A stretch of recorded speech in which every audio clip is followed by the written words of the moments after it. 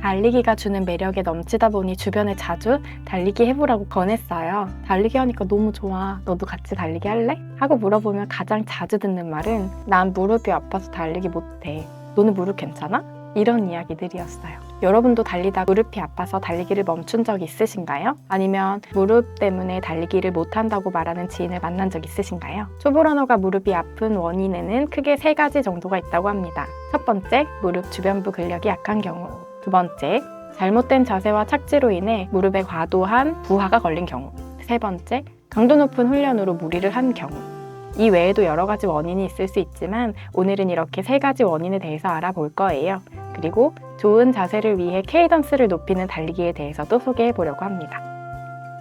저도 몇 년 전에 달리기를 한번 시작한 적이 있었어요. 그때 무릎이 너무 심하게 아파서 병원에 방문했는데 달리기 하지 말고 쉬라는 이야기를 들었었거든요. 그렇게 몇 달을 달리기를 쉬었고 그 이후에 달리기를 이어할 수가 없었습니다. 하지만 지금은 무릎 통증이 없도록 달리는 방법을 조금 알게 되었고 이후에도 무릎 부상에 대해 공부하고 바른 자세에 대해서도 고민을 하면서 달리게 되었습니다. 빠르게 달리기 위해서 보폭을 좁히고 케이던스를 높여서 뛰고 있고요. 또 좋은 자세에 대해서 인지하고 달리면서 내가 뛰는 자세를 계속 생각하며 달리고 있어요. 이렇게 뛰다 보니 통증 없이 달릴 수 있게 되었고 더 오래, 더 많이 달릴 수 있게 되었습니다. 자연스럽게 무릎 주변부 근육이 성장하고 있고요. 현재는 통증이 조금 오더라도 부상 수준까지 가지 않게 잘 어르고 달리며 지낼 수 있게 되었습니다. 그럼 무릎이 아픈 원인에 대해 하나씩 조금 자세히 이야기해 볼까요?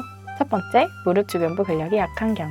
사실 초보들이 무릎 통증이 자주 생기는 것은 여러 이유 중에서도 근력이 부족하기 때문일 확률이 높습니다. 달리기에 적합한 근력이 생성되지 않았기 때문이죠.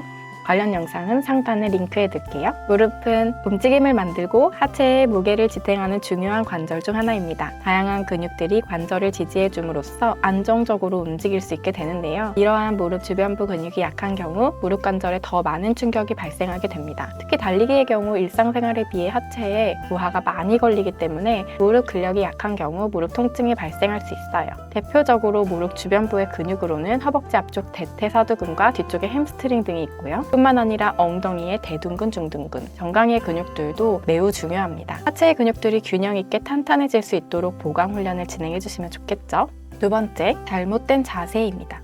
적절한 달리기 자세가 부상 예방에 가장 효과적인 이야기는 많이 들어보셨지요. 하지만 러닝의 자세를 이야기할 때 자주 듣게 되는 미드풋이 좋다. 포어풋, 미드풋, 힐풋 이런 이야기를 들으면 사실 초보자들은 미드풋으로 뛴다는 게 무엇인지도 잘 모르겠고 미드풋을 어떻게 해야 될지도 잘 모르겠고 어렵거든요. 일단 뛰는 것도 버거운데 라는 생각이 들기도 하고요. 하지만 이 2가지 부분만 수정해도 적절한 자세로 진입하기가 쉽습니다. 바로 보폭과 케이던스예요. 우선 이렇게 달리는 것이 안 좋은 자세의 전형이에요. 오버스트라이드라고 하죠. 보폭이 넓고 앞발이 과하게 앞쪽으로 쏠려 있어서 무릎이 쭉 펴진 채로 달리게 되는 것입니다. 이렇게 무릎이 쭉 펴진 채 착지하게 되면 달리면서 오는 충격을 고스란히 무릎으로 가져가게 됩니다. 또 뿐만 아니라 햄스트링 파열 등의 부상을 일으킬 가능성이 높다고 해요. 좋은 자세의 예시는 마라톤 선수들의 자세를 보면 가장 쉽게 이해가 되는데요. 전신을 가능한 일직선으로 유지하면서 상체만 살짝 기울이고요. 신체의 무게중심 아래에 발이 내려와 있게 됩니다. 보폭을 줄여서 좁게 그리고 발을 자주 땅에 디디고 무게중심을 앞쪽으로 가져가는 자세. 이 자세로 달리게 되면 무릎의 부하를 줄이면서 달려갈 수 있습니다. 발이 무게중심 아래에 떨어질 수 있도록 하기 위해서 중요한 개념이 보폭과 케이던스예요. 보폭은 발과 발 사이의 거리를 말하고요. 케이던스는 1분 동안 지면에 발이 닿는 횟수를 말합니다. 가민 같은 스마트워치에서 달리기 기록을 참고하시면 케이던스 측정값이 나와요. 일반적으로 분당 160에서 180회 정도의 케이던스가 권장된다고 합니다. 개인마다 차이가 있을 수 있으니 이 부분은 자신의 몸 상태를 체크해가며 확인하시는 게 좋겠습니다. 저는 평균적으로 분당 180에서 190회 정도로 달리려고 노력하고 있어요.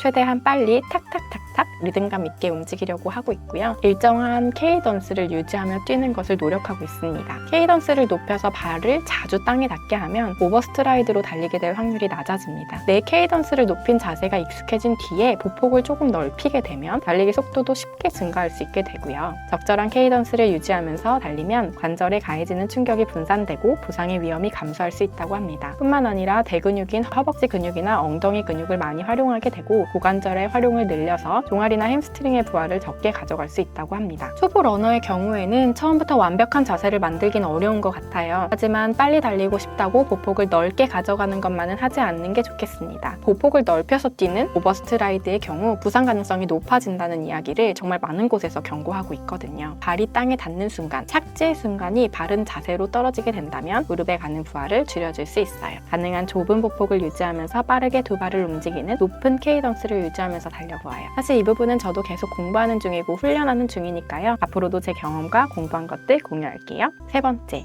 강도 높은 훈련으로 무리를 한 경우. 사실 달리다 보면 기록 욕심이 나기도 해요. 내일은 좀 더 빨리 달려볼까? 더 긴 거리를 달려볼까? 이런 생각이 자주 들지요. 하지만 갑작스럽게 훈련 강도를 2배, 3배 이렇게 올리거나 휴식 없이 지속적으로 훈련을 하는 경우에는 근육을 무리하게 사용하게 되어서 과도한 부하가 걸리거나 혹은 지속적인 스트레스가 쌓여 부상의 위험이 증가할 수 있습니다. 너무 욕심을 많이 내지 않고요. 천천히 훈련량을 높여가면서 차근차근 기록을 만들어가면 좋겠습니다. 무릎이 아프지 않은 채로 오래 달릴 수 있도록 바른 자세와 높은 케이던스, 하체 보강 훈련을 위해 노력해보아요. 초보 티를 벗어나는 그날까지 연습하고 훈련하며 함께 성장해 가면 좋겠습니다.